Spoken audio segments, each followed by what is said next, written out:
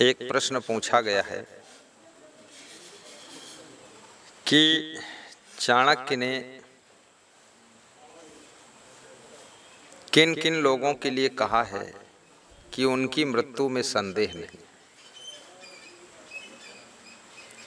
वे कौन से लोग हैं जिनकी सुनिश्चित मृत्यु हो ही जाएगी। तो चाणक्य कहते हैं एक तो वे लोग जिनको दुष्टा भार्या, दुष्ट स्त्री मिली है, दुष्ट पत्नी मिली है, जिसका स्वभाव भी दुष्ट है, वाणी बहुत कष्टदायी है और जिसका चरित्र भी बहुत भ्रष्ट है, ऐसी स्त्री जो है पत्नी बन गई है, कर्कशा नारी।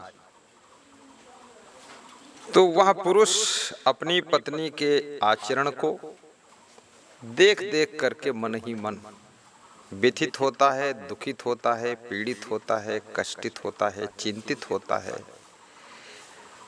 और उसी टेंशन में उसका पूरा जीवन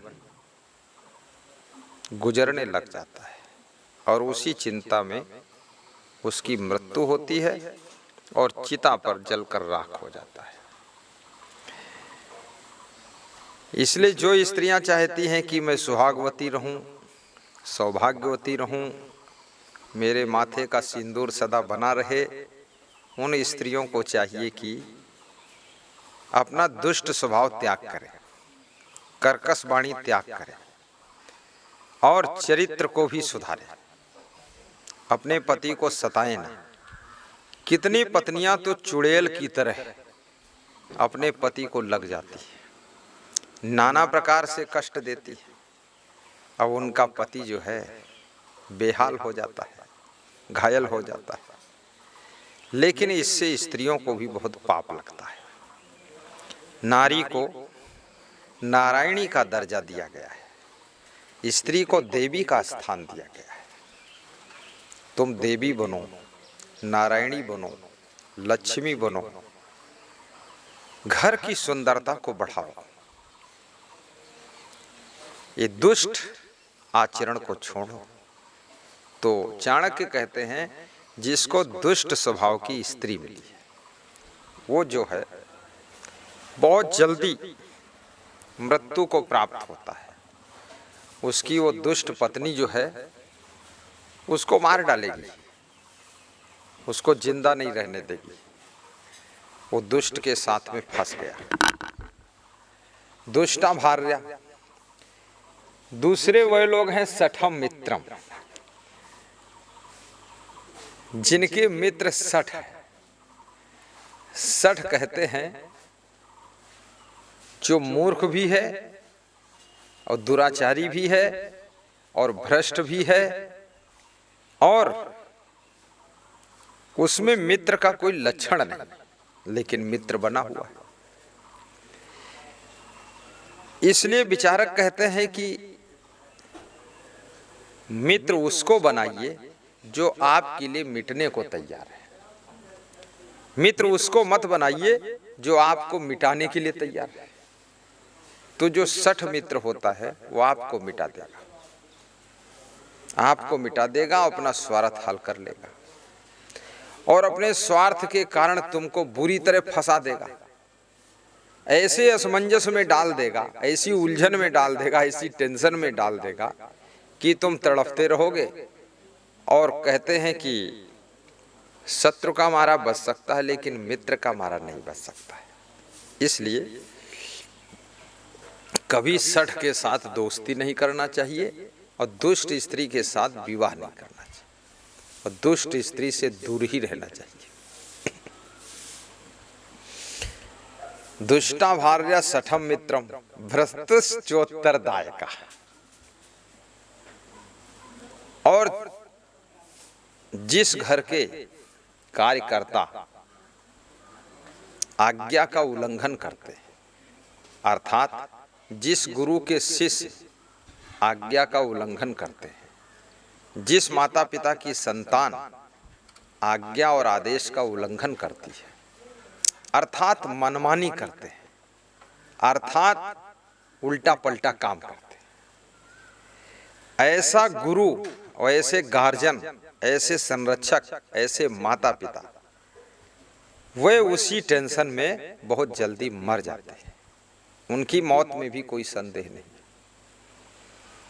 मैं एक बार अमरकंटक में था। मध्य प्रदेश में एक अमरकंटक तीर्थ स्थान है, जहाँ से नर्मदा का जन्म हुआ है, नर्मदा जी का उद्गम स्थल है। तो वहाँ जबलपुर से एक कोई गुरु आए थे, तो उनके दो एक शिष्य भी साथ में खड़े थे। हमारे भी गुरु थे, हमारे भी साथ में 10-20 साधु खड़े थे। तो मैंने उनके गुरु को देखा तो बड़े उदास थे, निराश थे, हताश थे। तो मैंने पूछा, बहुत उदास हो? बोले, आप जैसी मंडली हमारी नहीं, ये सब मनमानी करने वाले हैं, आज्ञा का उल्लंघन करने वाले हैं, अपना अपना नाम चाहते हैं और सब ऐंचा खैंची मची हुई है, इसलिए मन में चिंता रहती है। तो उन्होंने मुझसे कहा, आप मेरे यहाँ आइए, मेरा बहुत बड़ा मठ है, आपको मैं वहाँ का सुपुर्द कर दूँ। मैंने कहा कि मैं ऐसे ही सुखी हूँ, वहाँ तो खैर कभी आऊँगा नहीं। अब ये है, मिल गए आप तो हालचाल पूछ लियो। तो मैं तो उनके यहाँ कभी गया नहीं, क्योंकि जिस चीज को प्राप्त करके वो दुखी है और उनके दुख को भी मैंने जान लिया है, और फिर उसी चीज को मैं प्राप्त करूं और उसको वे मुझे प्राप्त कराना चाहते हैं, क्योंकि वे अपना पिंड छोड़ाना चाहते हैं। हमको उसमें फंसा देना चाहते हैं, तो हम उसके लफड़े में क्यों फंसे। लेकिन शिष्य को चाहिए, पुत्र को चाहिए कि अपने गुरुदेव की आज्ञा का पालन करे, उनके नियम के अनुसार चले, और पुत्र भी अपने पिता के आदेश निर्देश और आज्ञा का पालन करे। क्योंकि माता पिता और गुरु ये तीन ऐसे होते हैं धरती पर जो अपने पुत्र और शिष्य को हमेशा सही रास्ता बताते हैं, गलत रास्ता नहीं बताते। यदि वो शिष्य और पुत्र उनके प्रति सच्चे मन से आस्था और विश्वास रखता है तो उसका वो कल्याण कर ही देते हैं।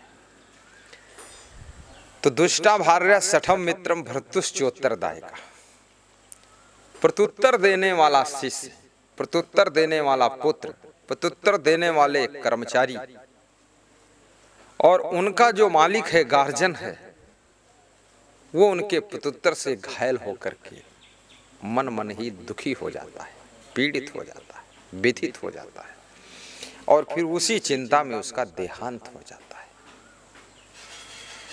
उसकी भी मृत्यु में संदेह नहीं, बहुत जल्दी मरेगा। और चौथे वो लोग ससर्पे चा गृहे वासो, जिस घर में सोते हैं, जिस कमरे में सोते हैं, जिस घर में रहते हैं, उसी घर में भयंकर विषैला सांप भी रहता है। ससर्पे चा गृहे वासो, सांप के साथ सोते। सांप भी वहीं रहता है, उसी कोने में कहीं लकड़ी वकड़ी में घुसड़ के रहता है, और रात में रेंगता रहता है, मिड़की उड़की ढूंढता रहता है खाने के लिए। और सांप इतने समझदार न तब होते थे ना अब होते, वो रेंग करके बिस्तर पर भी आ जाता है, और जब तुम सो रहे हो तुम्हारे पैर में छुएगा, ठंडा ठंडा गुजगुजाएगा, तुम लात मारोगे तुरंत फन मार के काट लेगा। तो ऐसे आदमी की भी मृत्यु में संदेह नहीं, वो भी मरेगा, बहुत जल्दी मरेगा। क्योंकि अब जब तक जिए तो जिए, नहीं तो काल तो साथ में ही सो रहा है, साथ में ही रहता है।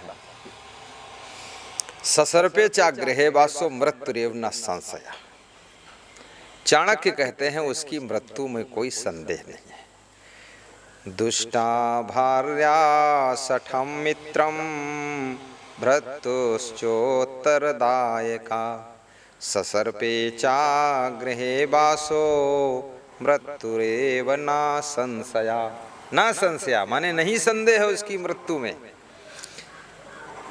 कोई कर्मचारी निर्देशों का उल्लंघन करके कभी प्रगति नहीं कर सकता, शांति नहीं पा सकता है। और सांप जितना निश्चिंत जंगल में रह सकता है, झाड़ियों में रह सकता, झंखाड़ में रह सकता, उतना किसी के घर में सुखी नहीं रह सकता।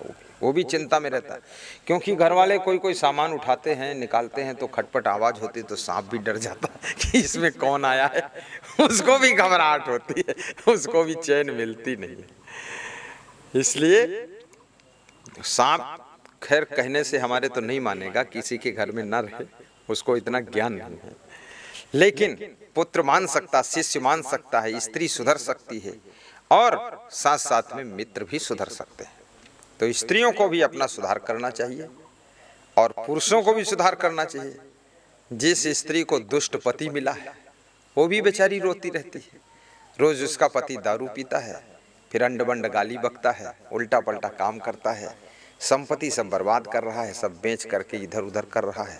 अब पत्नी रोती धोती रहती है, क्या करूं, तो उसके साथ भी उसकी जिंदगी सब व्यर्थ में चली जाती है।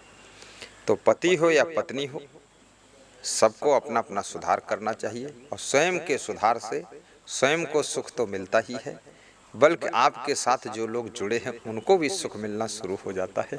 इसलिए कभी कभी लोग कहते हैं, जब से हमारा विवाह हुआ तब से हम बहुत झंझट में पड़ गए, दुखी हो गए। क्यों? क्योंकि उनकी जो पत्नी आई है उसका नेचर सही नहीं, लेक्चर सही नहीं, उसकी वजह से वो दुखी बहुत है। तो दुष्टा भार्या सठम मित्रम भ्रतुश्चोत्तरदायिका ससर्पे चाग्रहे वासो मृत्युरेव न संशय। ये चाणक्य जी ने समझाया है। इस प्रश्न का उत्तर मैंने संक्षिप्त में इतना ही देने का विचार किया हूँ। बहुत बहुत धन्यवाद। शुभकामनाएं।